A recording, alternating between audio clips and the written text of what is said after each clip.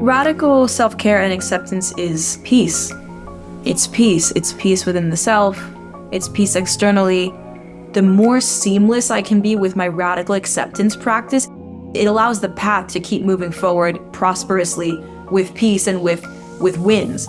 But when you're struggling because you're not accepting the reality of something that is right in front of you. And so you're wanting it to be other than what it is. Welcome, queer kittens, to Quest, a journey to wellness. I'm V, a two-spirit human, joy influencer, energy worker, and dad joke connoisseur.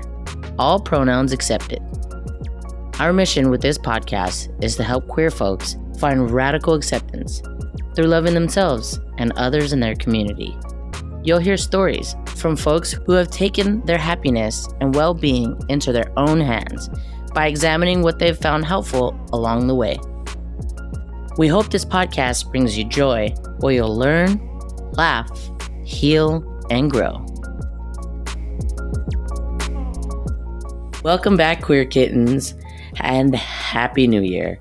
We missed you. Did you miss us?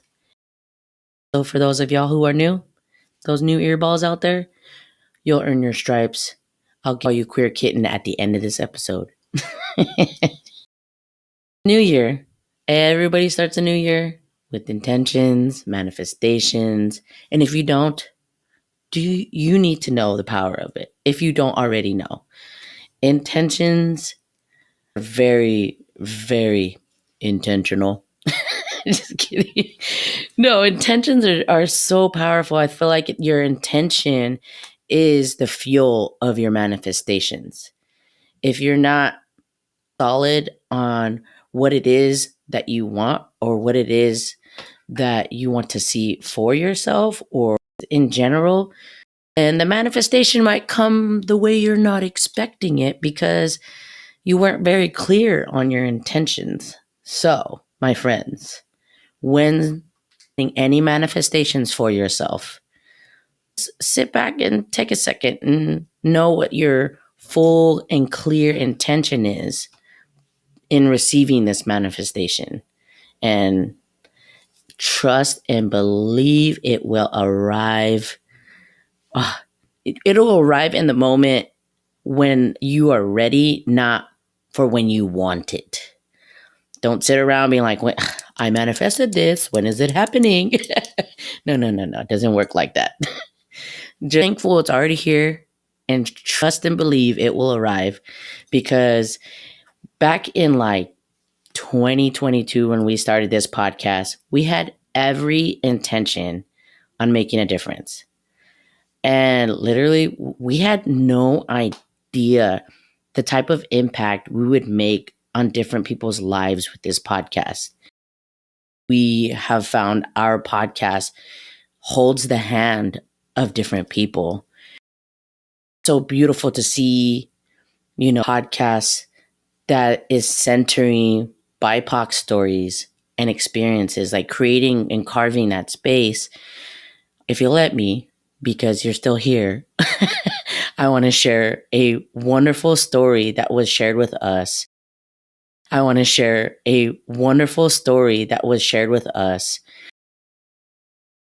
This human went to Japan to see their family and was feeling a little bit alone, just being in that type of culture and environment that doesn't embrace the queer culture, that doesn't, have a space for folks like that to feel safe. They said they popped on the podcast to have a sense of safety, to have a sense of support, to just not feel so alone, and basically a little light in this uncomfortable moment and dark moment that was happening in their lives. And they listened to the podcast, and it really lifted them up, that they felt so empowered that they ended up going to their family's house and came out and let them know how they identify. And literally, when they told me this story, I was in tears of how beautiful, just of how impactful of it. Wow, I'm stuttering over my words because I'm trying to hold back my tears at the same time. Hope this person is listening to this right now, because you made a huge impact on this entire team. And stories like that are the fuel that keep us doing what we're doing. This is a passion of love from this entire team, because, even if it's just that one person that we save, it's worth it.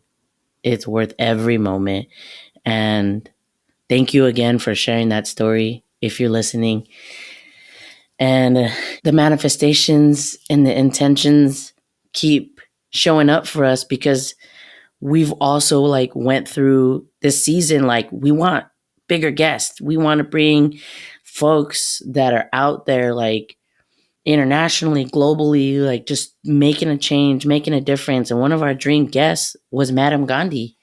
And we manifested that and have her on this episode. And for those of y'all who don't know who Madame Gandhi is, she is an award-winning artist, entrepreneur, activist that's known for her uplifting music, and she uses a lot of percussions and electronic music, and has this positive vibe up there that's just so empowering. And you just you feel good when you're listening to her music. And the lyrics are all about gender liberation and personal power. And you feel her mission, and how she uses the music to spread a message about positivity, about personal expression, and human thriving. That right there is a proof of manifestation, of it coming through. And having her here on this episode is just proof to you that setting manifestations works. And we have so many more incredible artists, activists, community leaders, and their stories that will be coming your way. And I'm so excited for you to continue. If you've been with us this whole time, I love you so much. And if you're just here, guess what? I love you too. So enjoy the new year with Quest on our 2024 episode with Madame Gandhi, also known as Karen Gandhi. So without further ado, enjoy.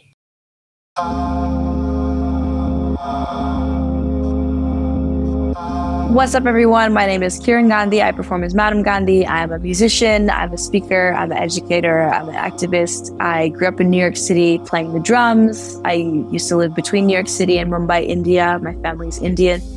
I always was kind of encouraged on the very traditional path of academics and South Asian achievements, but music always kind of had my grip. Music always had my love, my joy, my focus, my attention. And I ended up choosing my first job out of college right in the industry, working at Interscope Records. I got picked up to be MIA's drummer and ended up really transforming my life and my passion. In 2015, I ran the London Marathon free bleeding to combat the period stigma that people around the world face. And that story sparked this global conversation around how we treat menstruation in different countries. And in the past 8 years, I've really merged my love for drumming and producing electronic music with my love for activism and gender liberation. And hence, the Madame Gandhi project has been born. Yes. You want to say a little bit more about this Madame Gandhi project for those who don't know? Yeah, it's just my music. I perform as Madame Gandhi. I love making uplifting electronic music. It's warm, it's positive, it's queer, it's thoughtful, it's intelligent. And I really enjoy my shows to feel kind of like an all immersive experience. It's spiritual, it's uplifting. There's a motivational speaking aspect, but then there's also just the dancing and feeling good and sweaty and drumming. I always say I want people to meet their future wife at my show, that then I know that I've done my job well. I played in Boston on tour a couple weeks ago, and the guy had taken the woman on their first date to my show, and it was like enormous street cred for him. Hey.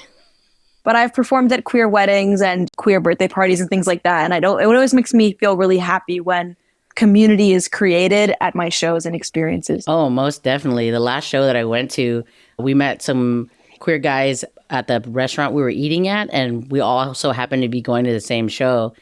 And by the end of your performance, they were just like, holy moly, I had no idea I needed to hear half the things that she said. And in that thought, I was like, you know what? I think it's a good idea before we get into all the New Year shenanigans. Do you have a message that the world needs to hear? Mm.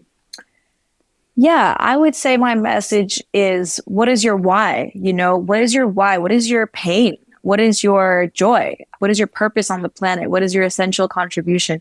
I think when we understand this kind of guiding light, whether it's I experienced this really painful, traumatic event, and I would hope that no one has to ever experience this. And so therefore my work's mission, my life's mission is to, make this part of the world just a little bit better for this group of people. Or what is my essential contribution? What is the thing that I do that lights somebody else up? And can I be actually doubling down on that and giving my medicine? And so I think the thing that I want folks to hear is the journal prompt as we get into the new year, which is what is my gift? What is my medicine? And how can I be delivering that to people? Yes, yes, yes. I'm snapping if you don't know, if you don't know. Well, so we're going to jump into this. And we got into it a little bit about how we met. I was like in my 20s, mid 20s. Now I'm in my mid 30s, working at El Rio. And you were just on stage, like doing your thing. I was just like blown away. I was like, holy moly, who is this human? They're so awesome. I can't wait to just like talk to them. And we vibed so hard and we've been like buddies ever since and kind of kept in touch throughout the years.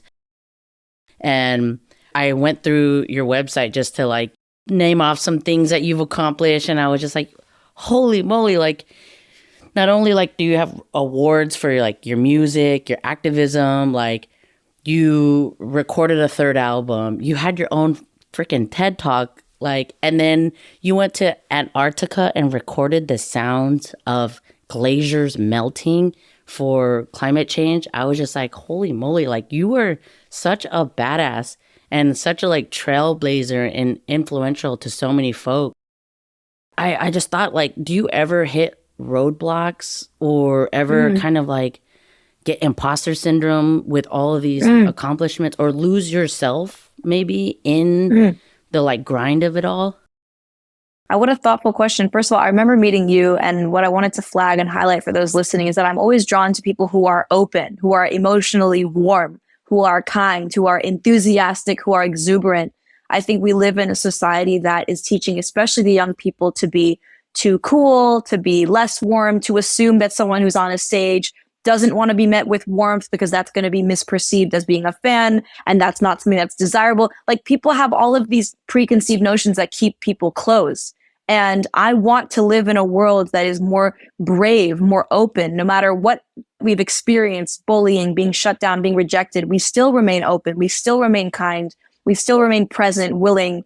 We still are seeing ourselves as able to give the next person the medicine of kindness, of love, of generosity of spirit. And so I just want to, Ashe, affirm that I saw that you in UV, and whenever hang in your energy, I always feel that. So I really want to reflect that back. In terms of imposter syndrome, I mean, of course, in terms of accolades, it's interesting. Whenever they read my bio, I'm like, for certain formal situations, it's good to have those bio things. But I always feel like my bio is like Kieran Gandhi, like experienced a lot of bullying when she was in high school. And like, she really overcame that by like playing the drums. And then like the next thing, like Kieran noticed a lot of sexism in the world and felt really quieted when she was at Harvard Business School because she was not like the alpha male testosterone in the room. And so then she ran the London Marathon free bleeding as like a response to that. Like my own bio version of the story is like always from, what my partner calls from trauma to triumph, or like overcoming trauma through triumph. Like absolutely. Most of my biggest accomplishments are rooted in a feeling of lack of self-worth or pain or being made to feel quiet or all of those things. And prioritize resilience in my life. Anytime I'm like in a state of like low vibration, not feeling confident in myself, I almost get excited because I'm like, oh, whatever lesson in resilience that I'm about to learn is about to be so good. And sometimes as deep as the sort of pendulum swings in the direction of low confidence, I'd like to think if we're resilient through it and we learn the lesson and we affirm our own power, then the swing of confidence goes equal and opposite in the other direction. So I think all the times that I've experienced not feeling something so good is the reason why I've had accomplishments that I'm proud of in my life. Yeah, and hearing you talk about just like reaching that empowerment, reaching that confidence, like reminds me of a lot of your music and how uplifting and empowering. And the message I always get from your stuff is like the trust you have in yourself is what's going to open up the empowerment in yourself. And Yes. you know, And resilience. yeah, and Resilience. I kind of thought, I was like, you know what? Do you have a recipe on how to get to that point in yourself? And if so, how do you maintain it? I love doing things that are challenging. Like even right now, January through March, I'm going to be training with an all-female boxing group out here in London, which I'm really excited about. My partner is a really well-known gold medalist boxer and coach here. And so the idea to be able to train for a fight is, again, something that I've been boxing for 6-7 years, but I've never trained for a fight. And that motivates me. I'm interested in the discipline. I'm interested in the training. I'm interested in noticing what tools I can reshape in my diet as someone who's both vegan and gluten-free, but needs to eat more protein, like simple things like that.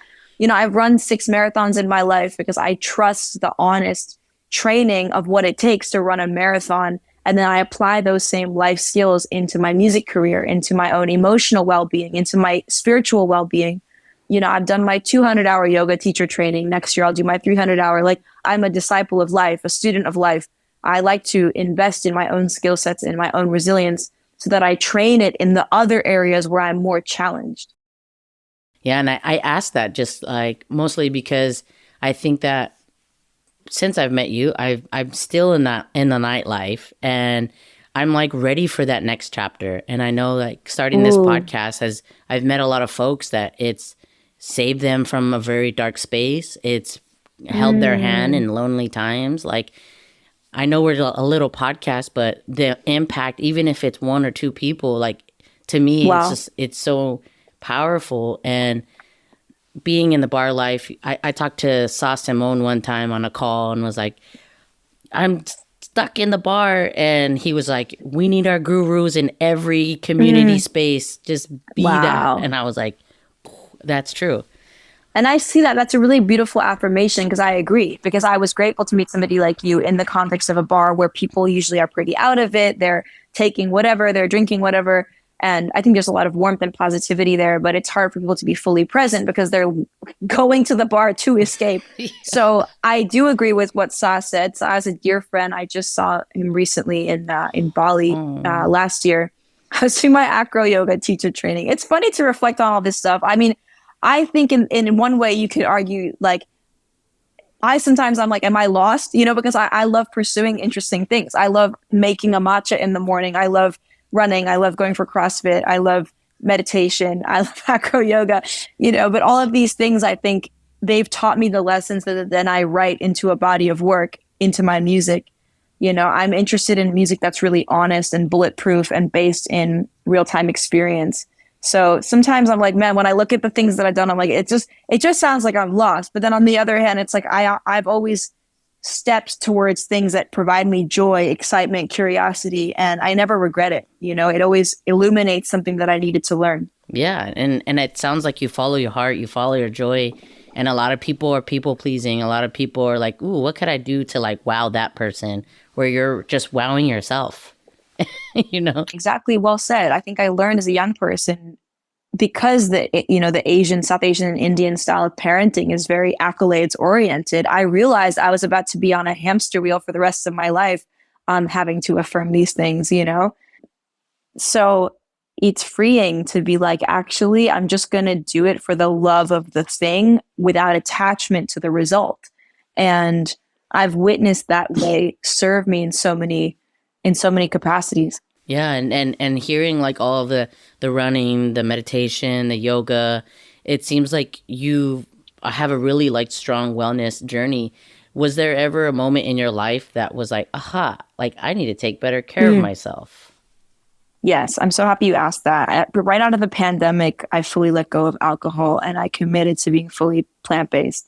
So for me, it's no coffee, no alcohol, no meat, no dairy, no gluten. And then I never was much of a smoker anyway, but now it's just a hard line, no smoking.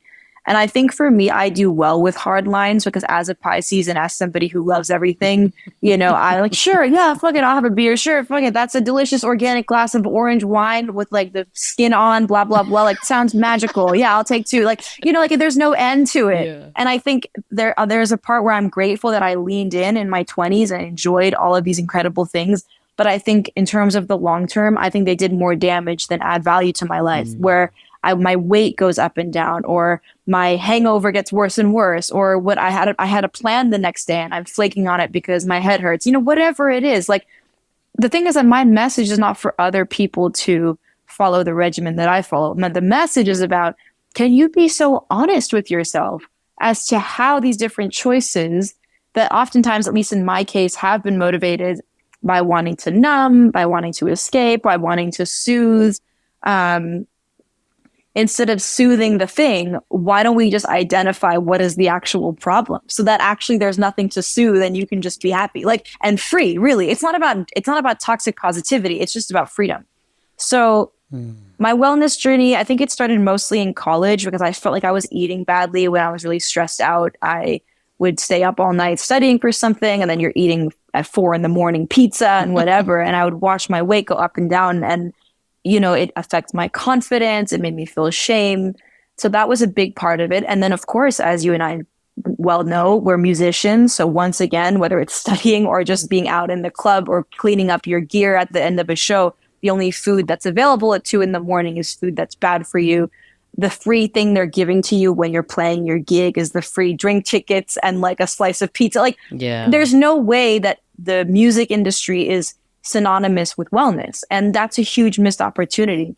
So, to this day, I even put on my rider, I request earlier set times where possible. I advance the green room with like cut fruit and vegetables. Like, I feel like I eat better on tour than any other part of my life. I've introduced fasting, so I'll eat between 1 and 8 p.m. So, or, a 7-hour fasting window, maybe even 6-hour, 1 and 7 p.m. I find that when I train myself slowly with these disciplined choices, it just becomes the new norm. So it's not hard anymore. Like, when I used to meet people who don't drink alcohol, I'd be like, how is that possible? We're in the music industry. And now it's the new norm for my own life. And I've watched the miracles that have come as a result of it. So I appreciate you asking the wellness journey because it's a way for me to force my own discipline around confronting my pain or challenging emotions. It allows me to value myself at a higher level. It prevents me from making foolish choices. And it keeps the channels and vibrations more honest for when I'm on stage. You hit so many points on everything that you just talked about because actually in March, I just became sober. And I didn't realize that I was numbing all these different things about myself until the alcohol went away. And then I was like, oh, well, hello there, darkness. Like, I had to face it on, and it can be a scary thing and can lead someone right back to it. But I've remained sober, and, I know that like dry January is like a thing, and I can give my advice on what it can do. I mean, my skin's cleared up, like my bowels are better. But do you have any advice on maybe to like encourage folks to continue down the route that they're going? Yeah, absolutely. I look at old journal entries from 2013 off the MIA tour when I was drumming for her, and I would do the same. I'd be like, I need to just not be having any drinks for the next 3 months. I don't want to be drinking coffee. Like, I feel like I'm having 3-4 coffees a day just to keep up. And it's like not a nice feeling. And again, that's me, right? Like, the next person over might be fine with 1 coffee or not having anything at all. And it's a non-issue for them. Do you know what I mean? So they can actually genuinely enjoy a glass of wine here or there anecdotally twice a month. And I think that's a different story. I think for me, I was seeing it feel like I was leaning in to indulge in a way that wasn't good. And so the advice that I have is to play the long game, to be gentle with yourself, to be experimental.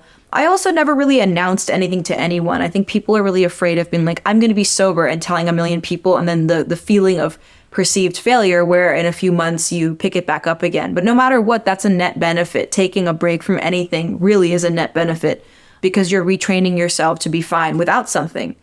And I think there's like a radical activist lens as well that really personally motivates me, which is that actually like I want to need nothing. Like I want to be actually like completely self-sufficient in my own joyful energy through spirituality, through connecting with myself, through mantra, through moments of stillness, through getting up early in the morning, through running, through yoga, like through connecting with incredible people that I love, through devoting my time and energy to my lyrics and my drumming and my production and my higher causes. Like when you do more of the path that is good for you, that magnifies more and more. If I choose the path of destruction over and over again, that's the path that I'm choosing to walk, you know?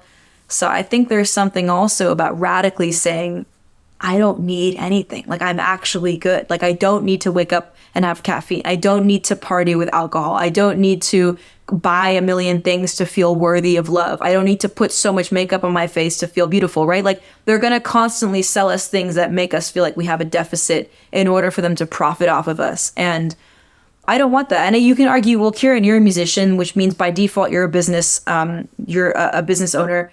I buy things that make me make good choices. I watch Netflix documentaries that educate me about things that I care about. I seek out music that affirms positive values in the lyrics. So I want to, at the very least, be something that someone's running their credit card for that adds value to their life and not more destruction and chaos in the world.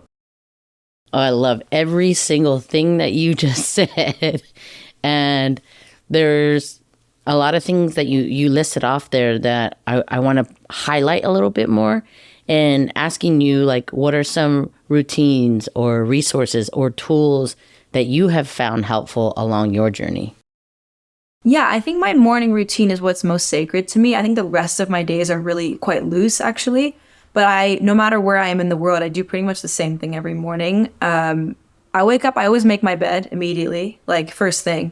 And even if if I super run to the bathroom, I still make the bed. I think there's something about, wow, you already have a win. You've already kept your place clean. You've already started your day with a radical act of self-respect because you've chosen for your bed to be made so that tonight you can enjoy it again. Or even in the hotel where somebody else theoretically is going to come and clean the room, I still always make my bed. It's an act of self-respect.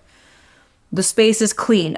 There's space for a new day. There's space for a new expansion, new possibility, new cleanliness, new ideas to come. When the room is messy, the mind is messy, and vice versa. If the mind is messy, that's when your space is messy. So creating cleanliness and space is so radically important. We don't give enough attention to it.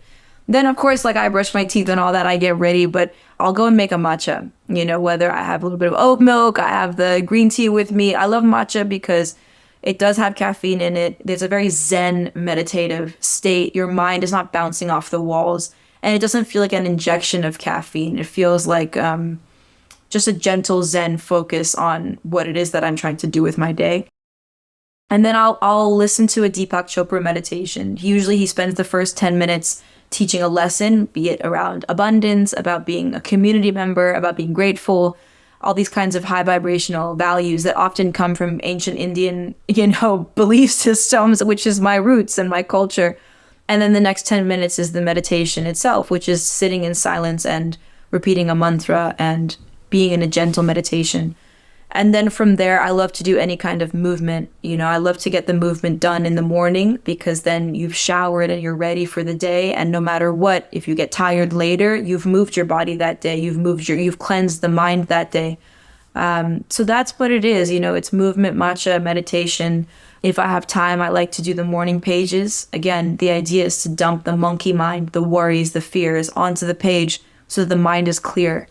And when I design my mornings like this, and especially if I can get up early, with the sunrise, and in Oakland where I have my apartment, it's east facing. So the sun naturally wakes me up, and I watch like miracles happen on the days that I get up naturally with the sun.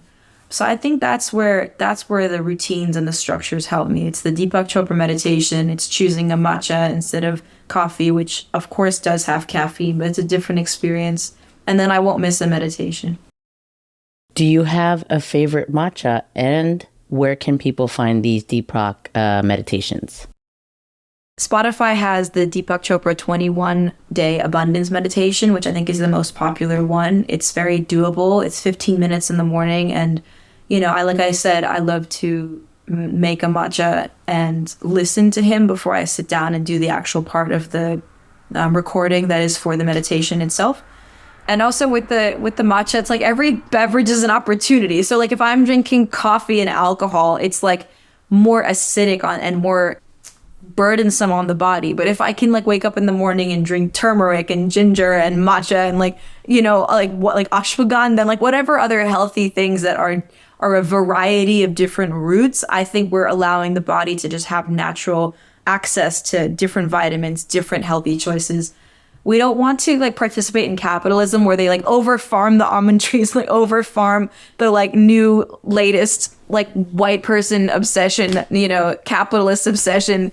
Even as an Indian person, like watching how obsessed we are with turmeric is almost laughable because you grow up with healthy turmeric powder in the kitchen like it's nothing. And now everyone's like putting it in their drinks and taking supplements. And it's, you know, you want to be smart about having diversity every day of the vitamins and herbs that you're consuming. I think that's the best way to do it if it's possible. But to shout out a local company, I love Asha Tea House Matcha right there on Grand in Oakland. In Brooklyn side, I love Kettle. And then if you want to go super traditional, Maracuyu Koyamen, I always pronounce them wrong, but they're from Japan. And then Ippodo, whose tea house I've actually visited in Kyoto earlier this year. When you were saying about ingesting all these different roots, immediately what I was thinking is like grounded energy. Rooting yourself with these different roots that you're ingesting. And then also the 21-day meditation. I actually did that a few years ago. I think that was like, it was before the pandemic, and I was having a problem meditating, and that one really helped me like get into it. And it got me so deeply into it. I had visualizations of like ancestors around me, like talking to me. Oh, it's powerful. This is so good that you're bringing this up. Two things that I wanted to share is, you know, about being grounded and about ingesting certain things, even being part of cacao ceremonies and being almost skeptical because I'm like, what do you mean? Like, we've all been eating chocolate since the day we were born. Like, what do you mean? And then to really understand, like, wow, we've so bastardized cacao and made it something completely else loaded with sugar and milk and all this other stuff, when actually, you know, consuming the purest raw form of cacao, which again, unfortunately has become a privileged experience, an expensive experience, rather than one that is connected to source and nature and community. But even being able to drink cacao with my partner or drink cacao when I'm feeling closed, it's so effective in softening you as a human. It's so effective in opening you up to gratitude and to joy. And it's no coincidence that cacao and chocolate has been typically associated with love and birthday parties and gifts and Valentine's Day. Like, it's actually a very natural, even though now it's a capitalist thing, it's actually quite a beautiful and appropriate sentiment that cacao is used for these heart space choices. So I just wanted to share that. And then the second thing that I'll share is that I think spiritual psychedelic tools like sitting for ayahuasca, having mushrooms, things like that. You know, now in Oakland, we were the leaders in decriminalizing mushrooms, which I think is so powerful. I think it's very profound to sit for meditation in these ancient traditions or consuming something that is so powerful and crying and like seeing the traumatic things that come up or seeing the joyful, blissful things that come up and receiving the downloads of that medicine and allowing your neural pathways to be rewired. But then also freeing yourself from those things. Like, I think people party on mushrooms recreationally, but I actually see them as a real opportunity to be solo and go deep and trust and meditate and cry and release and soften and be connected to nature, and not to do it so often. Like, do it in a ritual with an honoring of the thing so that you can receive the sort of psychic downloads and implement them into the real planet on this earth with your physical body. And so I think there's a way where you can make those ancient traditions really work for you without over-consuming and becoming addicted to those things as well. Yes, I agree with that completely. Like, in terms of psychedelics, I'm always like, it's a medicine. Be intentional prior to taking it, so that intention is coming alive when you're ingesting it. And I'm always just like, yo, like, make it very intentional. And I could talk to you forever, but unfortunately we don't have enough time. And I have one last question. You were mentioning about cacao, like being love and all of that things. And it made me think about our last question that we always ask every guest. And it is, if you could describe radical acceptance and self-care in one word, phrase, or mantra, what would it be? Radical self-care and acceptance is peace. It's peace. It's peace within the self. It's peace externally. Even if you lose your keys, the simplest example, you lose your keys to your house, whatever it is, you lost a credit card, whatever. There is that whole bit of, struggle, struggle, struggle. But the moment that you accept it, then what happens? You've actually cleared the space for the next path, which is the problem-solving path. Okay, am I gonna phone a friend? Okay, am I going to see if my phone has a number of someone I can call? Oh, am I gonna go and get a copy? Oh, did I remember that I gave a copy to a friend who visited me from Austin and they live down the street? Whatever, like, I've noticed that the more seamless I can be with my radical acceptance practice, it allows the path to keep moving forward prosperously with peace and with wins. But when you're struggling because you're not accepting the reality of something that is right in front of you. And so you're wanting it to be other than what it is. And it's very, very powerful and a form of resilience to say, okay, cool, didn't work out. Okay, I applied for this thing, it didn't work out. Cool. Like, now what? Like, readjust. Like, the sooner you accept, the sooner you can move into the next phase of your life and the problem solving. And I always really appreciate when my friends affirm my ability to be calm and cool and not pressed. And the reason why I do that is because it allows me to problem solve rather than being hung up in the sadness and the heaviness of the emotion that something is not what it is. Thank you for that. Thank you. And thank you for being here today. It was really wonderful to have you here, and an honor and a blessing to share this time and space with you. Ashe, and thank you so much. I'm so grateful for what this podcast stands for. I'm so grateful for community, and I hope to catch all of you all at a show soon. Pew, pew, pew.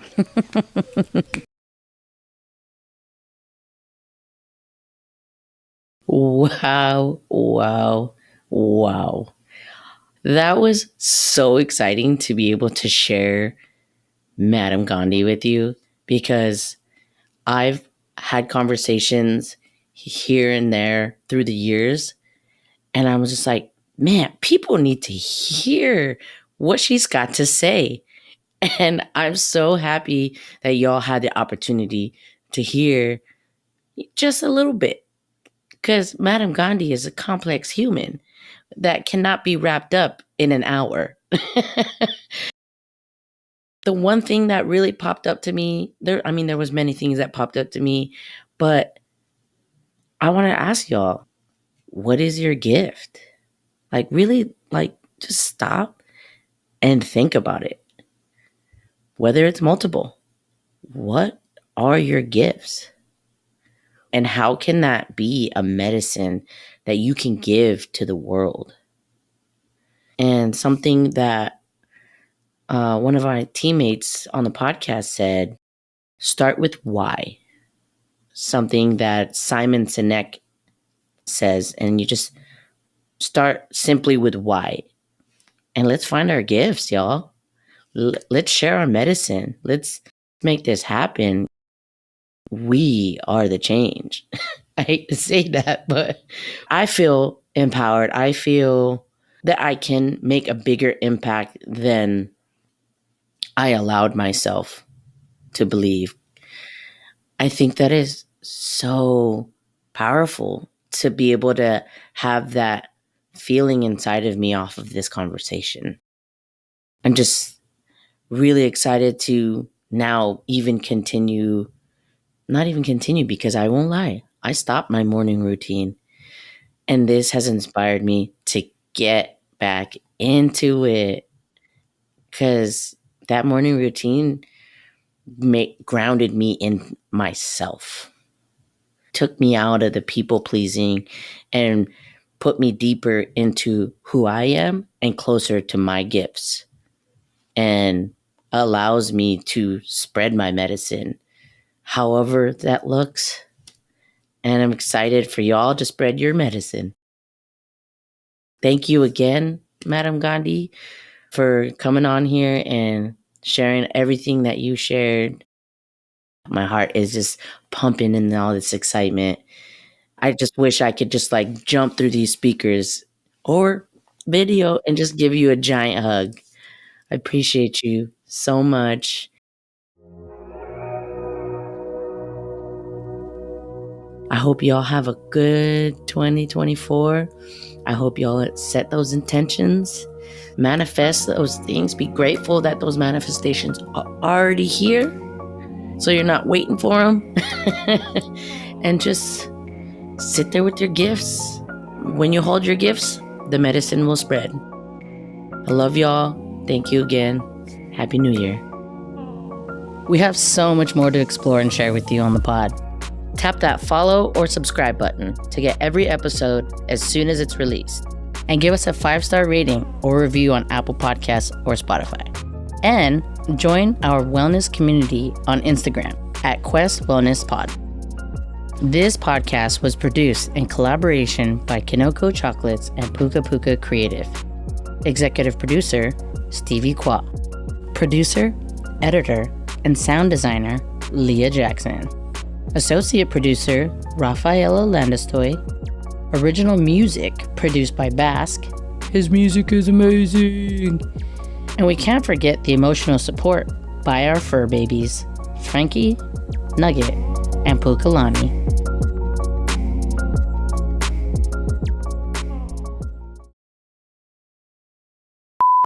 I didn't know that you are gluten-free and plant-based. Also, am I? And I'm like, that is so rare nowadays to be like both. And I'm always like, go out with my friends and I'm like, I'm sorry, I'm gluten-free and vegan. So it's going to be fun. It's going to be really fun. No, exactly. And I think at this point, I've had to just learn to not even tell anybody. It's just the isness. Like you and I, we know now how to look at a menu and find the thing. And I think we're lucky that we live in a world now that's actually quite accommodating. But it's so true. Like, I don't even bother saying it because I think it stresses people out before they need to be stressed out. And that's why me and Leah, we say, we're like food buddies or something. Taste buds. That's what we call it. We're taste buds. This is fucking amazing. I'm going to copy that. That's so brilliant. You all are still recording. You might have to put that in the after edits, you know? Right? Blooper. Yep. Taste buds. Yeah.